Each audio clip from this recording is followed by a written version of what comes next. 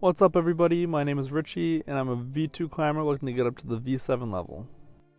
This first project we're looking at is a green V2. It's pretty cool. You start kind of upside down, you have to work your way around this first volume. One of the commenters on a previous video suggested that I go feet first. I tried to make that work and I'll try it a few times this week as well, as you can see here, but it just doesn't seem like it's the best option. So after a couple of attempts like this, I moved back to go on hands first, and I think that's going to be the way that I progress in this one. After a little bit of practice, I feel like I get pretty consistent at getting from the first volume over to the second volume, and now it's just a matter of getting from the second onto the third and fourth. The fourth one you really just use a little foothold for, but I don't know if I'm going to go for that foothold first, if I'm going to use my hands first on the third volume. I could also do a toe hook on the third volume. I'm not really sure how I'm going to plan this out yet, but I guess that'll be an issue for another time because I don't make a ton of progress on this climb this week, but there's a lot of other climbs that we can look at. This is a super fun climb though. Starting upside down like that makes me feel like Spider-Man. But anyways, let's take a look at the second project of this week. This is one that I struggled with last week too. It's just very hard for me trying to get the courage to go up to the top hold. It just seems so high off the ground when you're up there, but I make a lot of progress on this week, so let's see how it goes. A lot of progress that I made on this climb comes from the fact that I discovered that I need to have my right hand onto the third hand hold before I have my left hand. Because you can see from this first attempt, I have both my hands on the third hand hold, but I got my left hand up there first. My left hand and my right hand are just fighting for the same real estate. By the time I'm able to switch it to get up to the fourth hand hold, my hands are just so tired and so pumped. So I play around with different hand placements here, and eventually once I figure out that I need to get the right hand up first and exactly how I want to do it by holding my left hand kind of awkwardly on the second hold, on the underhang of the second hold, that's when I really make a lot of progress on this climb. What you're looking at now is the nail in the coffin for the left hand first, because as you can see my hands pinch each other and I just can't move from there. So from this point forward, I know that I need to go with my right hand first to that third hand hold, and I just need to play around with what to do at the end.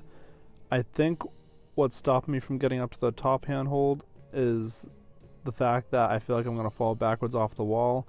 So what I come up with for a solution is to toe hook one of these volumes, as you can see here in a second.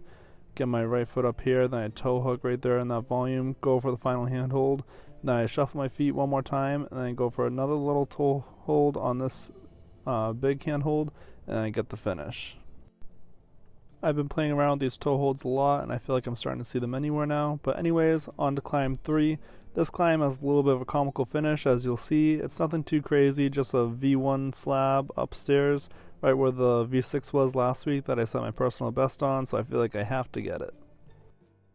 Unfortunately, I don't have a video of Anmal doing this one, although he makes it look super easy. He just walks on the volumes like he's a billy goat. I don't have the confidence in my foot placement, so you can see me trying to do everything I can to find an easier way to get up to the top hold, but nothing seems to be working.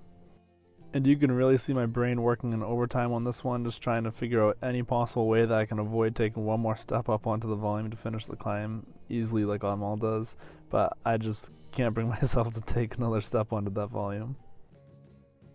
I don't even know what I'm trying here, to be honest. I don't know why starting from the other side will solve my problems in my head.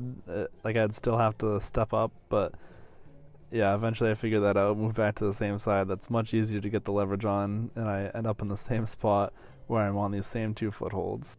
Luckily I'm pretty tall, so if I stretch out as much as I can, like the streamline position in swimming, I think I can get it. And I think Anmal knows this too, because he says, "You know what to do." And after this amazing send, Anmal lets out a huge sigh of relief.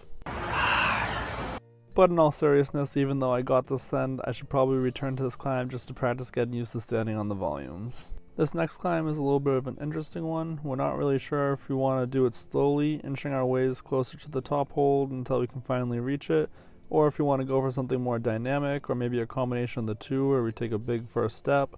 Anmal plays it reaching down, but we don't really make a lot of progress on this one, but we'll have to return to it in the future. On to climb number 5. It's another V2 slab problem I've been working on. I think I know what I need to do in this one. I get my right foot up to this volume, get my left foot to follow, move my right hand up, and I feel like I just need to pull from here, but my shoulder's still bugging me from that blue climb. So I feel like I just need some rest, which is actually perfect timing because this week as I'm editing was actually my birthday. so I haven't really had the chance to climb, so I kind of got some built-in rest just because I was super busy. So hopefully with this rest I'll be able to come back and send that climb.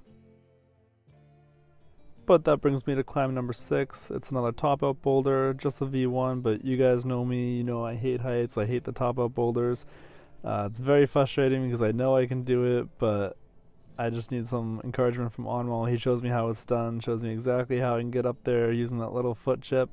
So I give it a go and I decide that I'm just going to send it, I'm just going to go for it. And it starts off just like last time, nothing crazy, I know how to do the bottom part. Once we get to the corner, I turn my hip in, get that big reach, just like last time, get my foot up one more time. This time I go for the next hand hold. It's all going pretty well, get my foot up a little bit higher, and I'm finally able to get that next hand hold right now. As you can see, I'm pretty sketched up by the height, but I'm not letting myself go down. I get my knee up there. I don't use the foot chip that Amal recommended I use, which I think might have been the better option, but it's okay. I still get up there now. And now you guys get to watch me scoot across the top of the top-out boulder because I'm too scared to stand up, but that's okay. I finished the climb, super proud of this one, and I didn't use the pole this time. And yes, I really did mean you can watch me scoot all the way down because I was too scared to stand up at all on the way to the down climb ladder, and Amal was nice enough to record the entire thing for us. Now let's take a look at climb 7, and this one is really frustrating because I just don't feel like I'm strong enough to get it. I don't know if there's something I'm doing wrong, if there's some leverage point that I'm not using or something, but it just feels like I need to pinch that grip that you see my left hand on right now, and I just don't think I have the strength to do it. But then you see Amal do it, he makes it look so easy, so I don't know if he's just insanely stronger than me or if I'm doing something wrong. Maybe it's because my arms are longer, I have no idea, but I just can't seem to figure this one out. But that's okay, it's a relatively new set, so after a couple more attempts we move on from this one, and that brings us on to climb number 8 this week.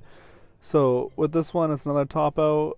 It's a little ambitious for me. It is just a green, which is a V2, but the fact that it's a top out and there's a little dyno move, it just seems like it's on the cusp of what I'm able to do, but the dyno seems super fun, so I'm going to try it a few times.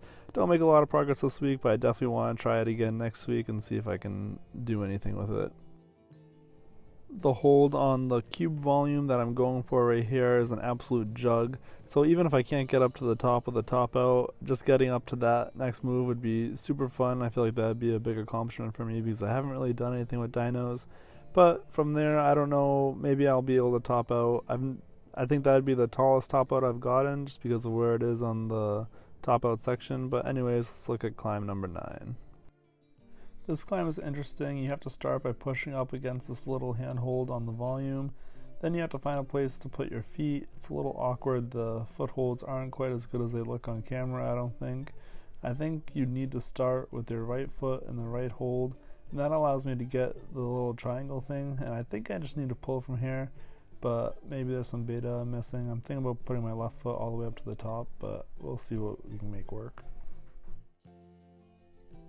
One day this week, Amal also asked me to go use the auto-belay, so we do that. Don't really get to the top of any of them, even though the climbs are super easy, but I just can't get over my fear of heights, so use this as some experience, getting a little higher up than I do on the boulders, and we'll work our way up to it. But with that being said, let's take a look at the last set of climbs that I have for this week. This is going to be all the climbs that I did either in one take without any extra tries, or climbs that I tried briefly and didn't really make any progress on, didn't really look at any further. Just kind of miscellaneous climbs that I either sent easily or didn't end up sending. But if you made it this far in the video, if you'd consider subscribing, that would be greatly appreciated. And I'll see you guys next week.